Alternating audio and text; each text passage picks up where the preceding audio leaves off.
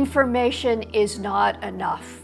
We need a whole lot more than information, especially when it comes to addressing matters around intimacy, relationships, and sexuality. I'm Dr. Carol, and thank you so much for joining me on this episode. It's going to be a little different today than what you may have been hearing or seeing if you've been joining us regularly. I want to share with you my heart about the challenges that this area of life brings, what the state of affairs is in some respects when it comes to Christians and sexuality and relationships, and then some thoughts about the solution. I believe in the depths of my soul that the gospel has answers for these deep things in life. And if it doesn't have answers for the biggest challenges and problems we face, is the gospel really good for much at all? But God has things to say, and Jesus has the answer for all of this, including some of these challenges, and I'll give you a perspective on that in just a minute.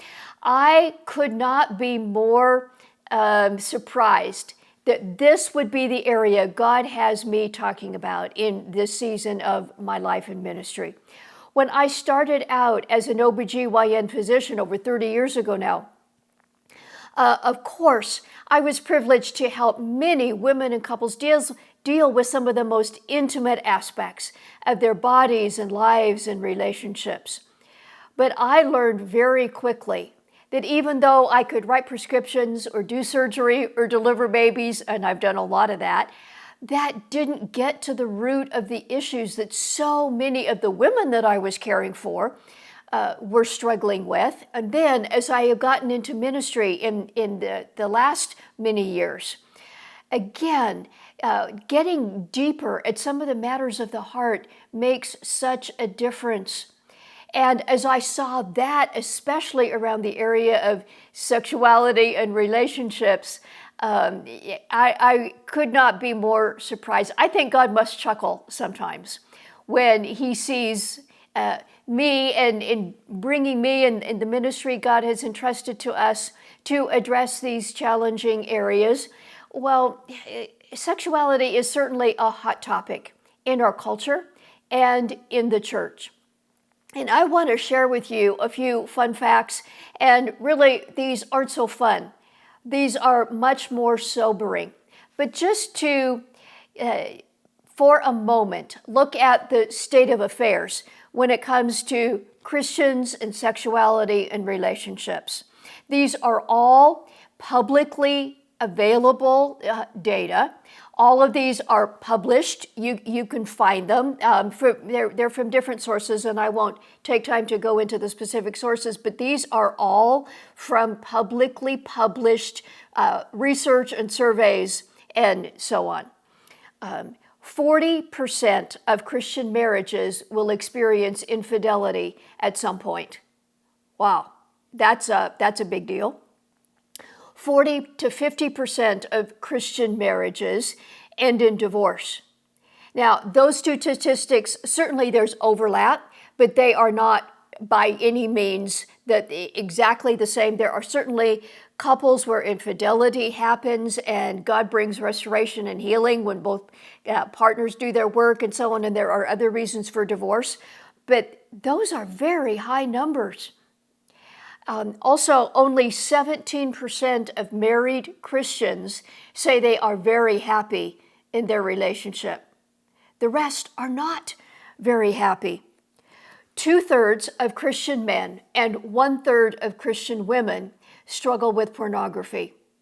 And many, including me, think those numbers are probably low. The actual numbers are probably higher than that. That was just the people who admitted and responded to the questions. This includes pastors. Over half, 57% of all pastors, and 64% of youth pastors say they have struggled with porn. Ashley Madison is a website that helps married people hook up, have an affair.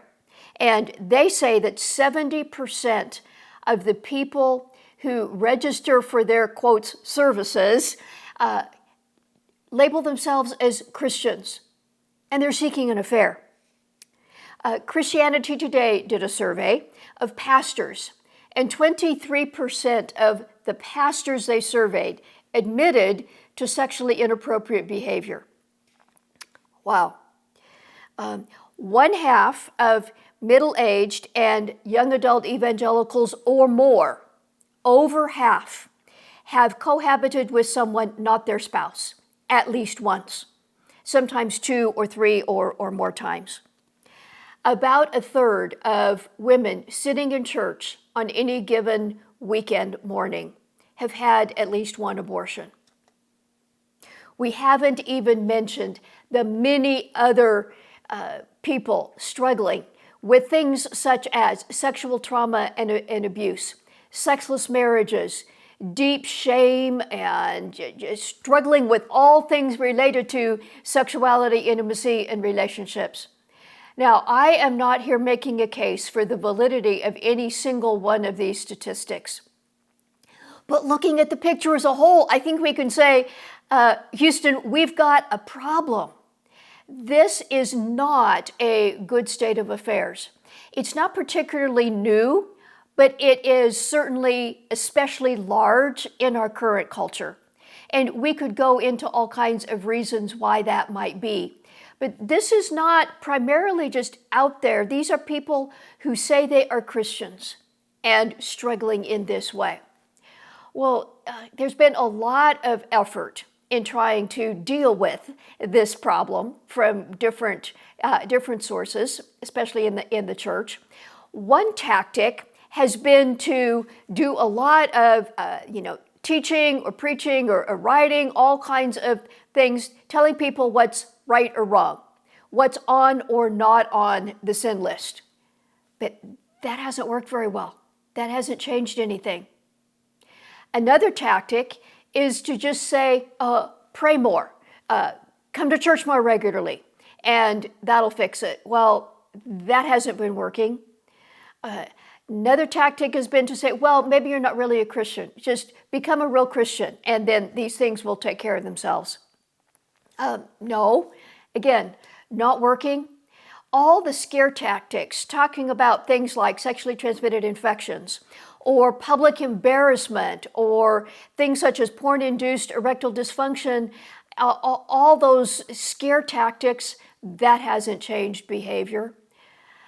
There is something missing. There is something very badly needed that we are not as a whole bringing to people to help address these kinds of challenges. And I would say that is we have not done a good job at addressing the matters of the heart. We haven't helped people look deeper at some of the things that they have experienced, that they've come to believe, the empty places. We need to help people get below the surface and deal with these deeper matters of the heart, and that requires addressing story. That is something I have learned in my recent studies and work, that helping people address their story makes an enormous difference. And when we're talking about intimacy and sexuality and relationships, that has to do with their story in those particular areas. This applies to men and women at any age and regardless of relationship status, married and unmarried. There's every single, quotes, class of people in this area is struggling. Well, we at Dr. Carroll Ministries have been working very, very hard to help people address these very things. And we've both been learning a lot and seeing some amazing response as we help people get below the surface and deal with these matters. As we have done that, I have reflected that there are so many places for people, including Christians, to get information. And we need information. We desperately need good information. But that's been around a long time. And if more information were going to change things and solve some of these problems, Well, it should have happened by now, because there is all kinds of teaching out there in books and Bible studies and frankly podcasts and videos. There's all kinds of good information. Why isn't it doing a better job at changing things for individual people, for couples and marriages, for the church? I would contend that a big reason for that has to do with our neurobiology, with the very way we are made as human beings. You may have heard of the left brain, right brain kind of differentiation in our neurological system, and there's a lot of truth to that. There may be a little simplification there, but neurobiologists continue to tell us that there is so much that helps explain. Information, facts, are great at helping your left brain. Your left brain is the intellectual part of you, the part of you that knows that 2 + 2 is 4, the part of you that knows, for example, that John 3:16 says, "For God so loved the world that he gave his only begotten Son." But the left brain is in many ways quite different from the right brain. The right brain is nonverbal, it's nonlinear, and it is much more sensory and experiential and emotional. What neurobiologists tell us is that the right brain is actually the master switch of your inner system. That what your right brain says and does and signals and believes pretty much goes. And stuffing more facts into people's left brains doesn't do much to change the right brain. It's woefully ineffective and inefficient. The right brain, again, being the master switch, it's very fast in brain time. The right brain is the part of you that, although intellectually you may know what John 3:16 says, your right brain is the part of you that may really wonder, does God really love me? I have asked people quite often recently, how do you feel God feels about you? This is not what your intellect, quotes, knows. This is what your heart, your soul feels that he feels. Common responses that I get from people are something like, oh, he's disappointed in me. Or he's kind of angry with me. He's waiting for me to mess up. And he just might punish me if I don't toe the line. That feeling in your soul about how God feels about you, that's your right brain talking. And your right brain wins out almost every time. It's the part of you that will do things that you later wonder, well, why did I do that? I think it's the neurobiological contemporary way we can understand what Paul says in Romans 7. I find myself doing the things that I don't want to do. And what I want to do, I end up doing. Paul talks about the sinful nature in our flesh. And yes, that's absolutely true. It is. But here's the thing. More facts, more information doesn't change that. It doesn't get down to the deeper places in our heart. It doesn't go very well from the left brain to the right brain because your right brain is kind of the master switch. So what does? What does change your right brain? Two things. Number one, experiences, and number two is connection.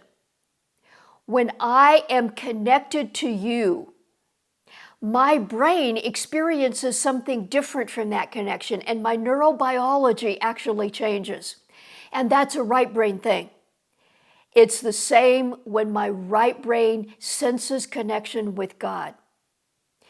In talking about God here, think of what we know about God. This applies very directly to the whole area of relationships and sexuality and intimacy.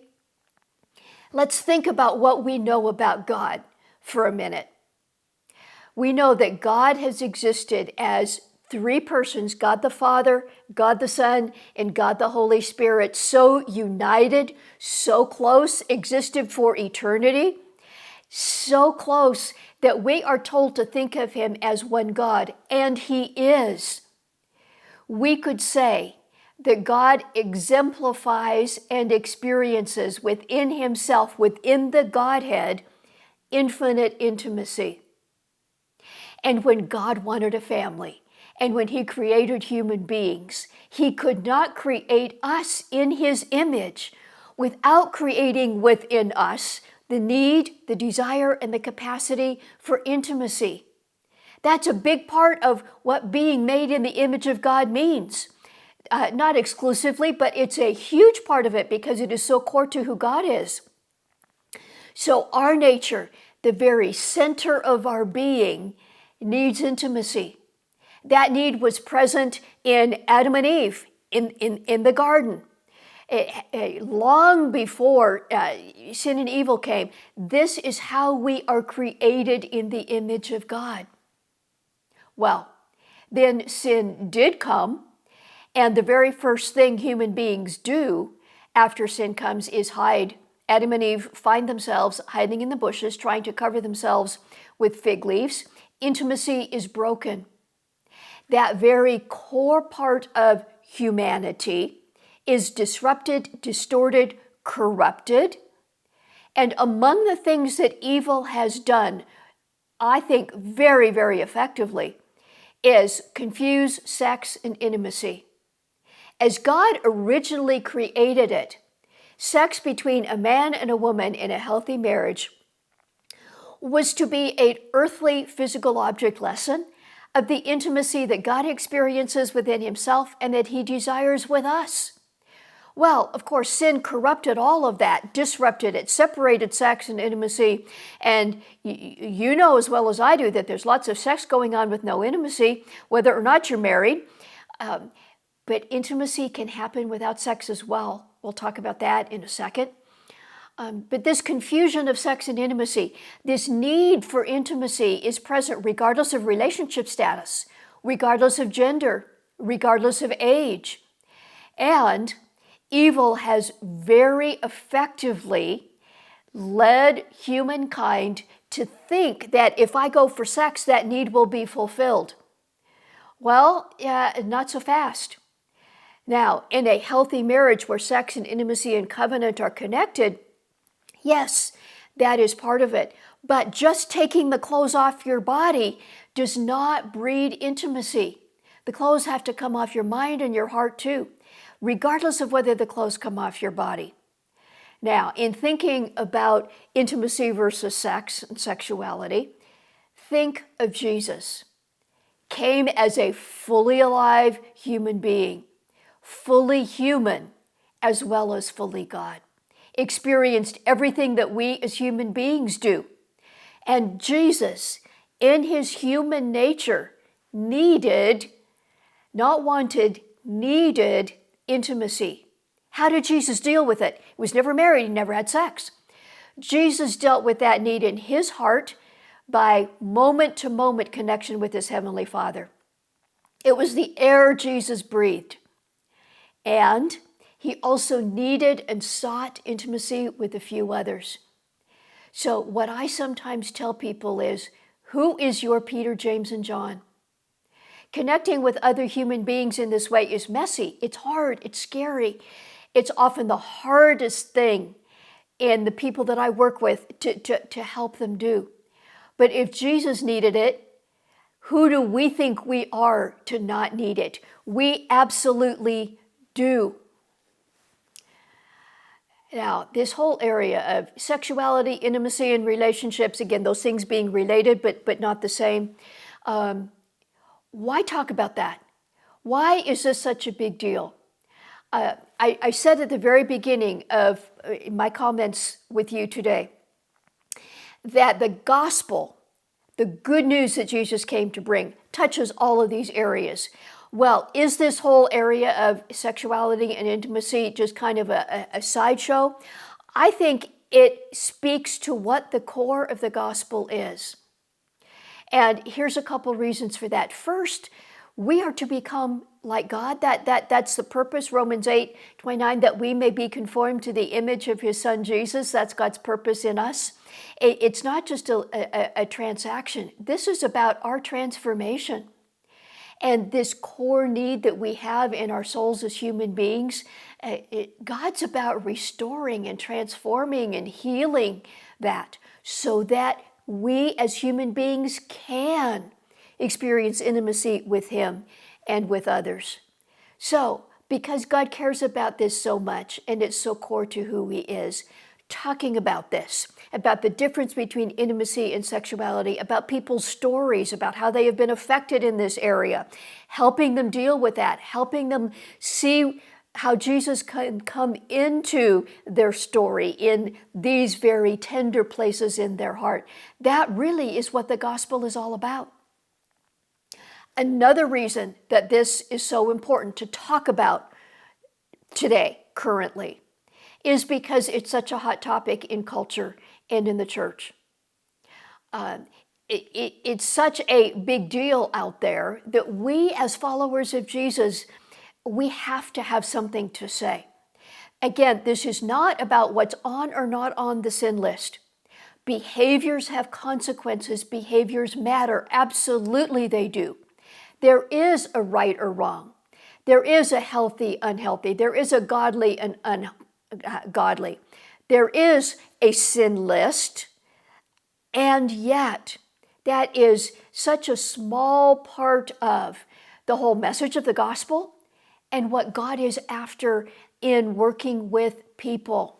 So we have to get below the surface of these behaviors and help people understand the matters in their heart and find Jesus' transformation to help them experience the change that he wants to bring them.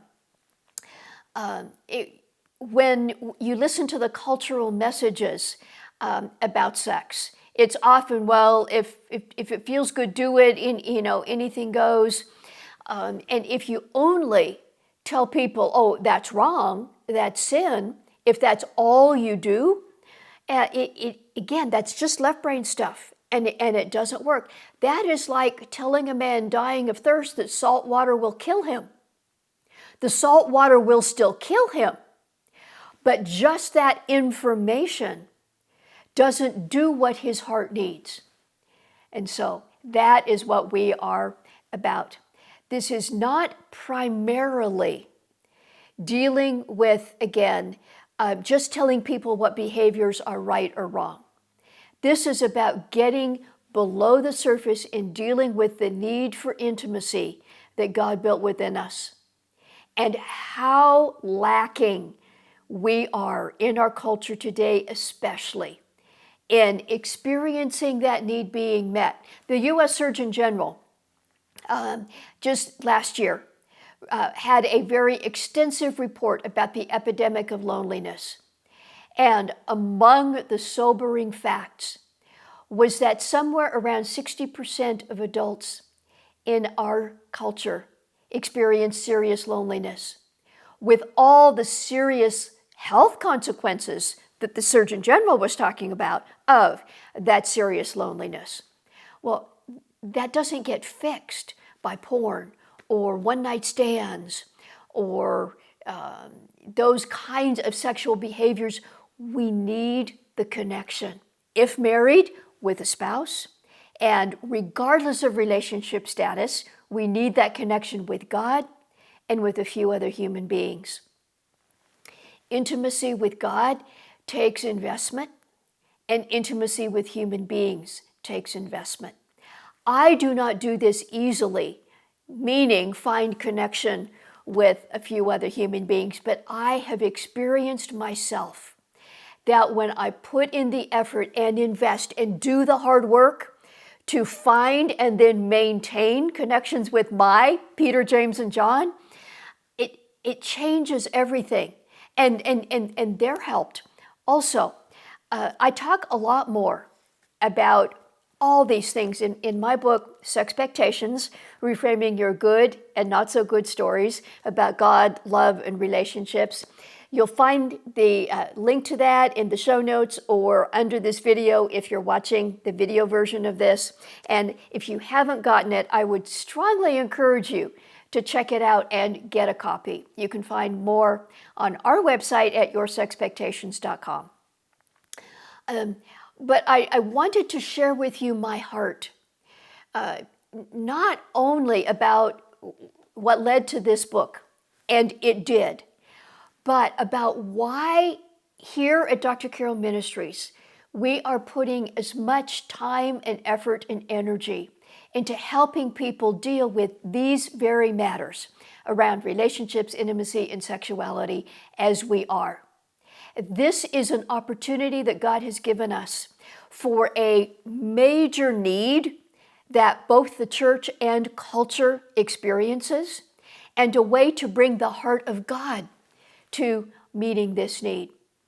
So I pray that's meaningful. This is the first of two parts. Today, I shared with you my heart and why these matters are so important. But please stay tuned for part two, coming next week, when I want to share with you a few specifics about the vision of what we in Dr. Carroll Ministries are doing to help people address these matters of the heart. And that will be very encouraging. I think you will want to hear that.